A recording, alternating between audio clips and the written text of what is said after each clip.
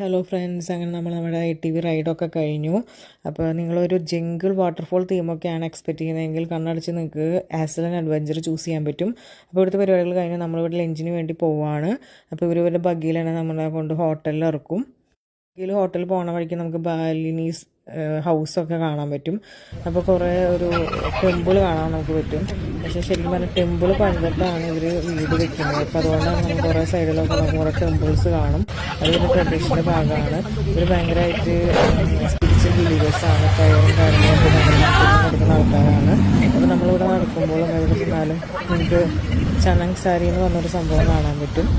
ഇവർ പ്രയർ നടത്തി ദൈവത്തിന് നന്ദി പറഞ്ഞുകൊണ്ട് കൊടുക്കുന്നൊരു സംഭവമാണ്. ഞാൻ ഇവിടെ ഉണ്ട്, ഞാൻ നിങ്ങൾക്ക് കാണിച്ചു തരാം.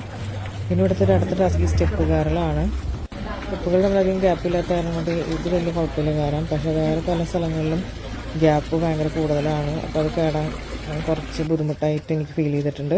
സംസാരം എന്ന് പറഞ്ഞൊരു പാം ലീഫിൽ ഇവർ ഒരു പിഞ്ച് റൈസും ഫ്ലവേഴ്സ് സ്വീറ്റ്സൊക്കെ ഇട്ടിട്ട് പ്രയർ ചെയ്തിട്ട് ദൈവത്തിന് നന്ദി പറഞ്ഞുകൊണ്ട് വെക്കുന്നതാണ്. അതിൻ്റെ ഭാഗമായിട്ട് നമ്മളെവിടെ ചെന്നാലും ഇത് കാണാം. അതാണ് നമ്മളിങ്ങനെ റെസ്പെക്റ്റ് ചെയ്യണം.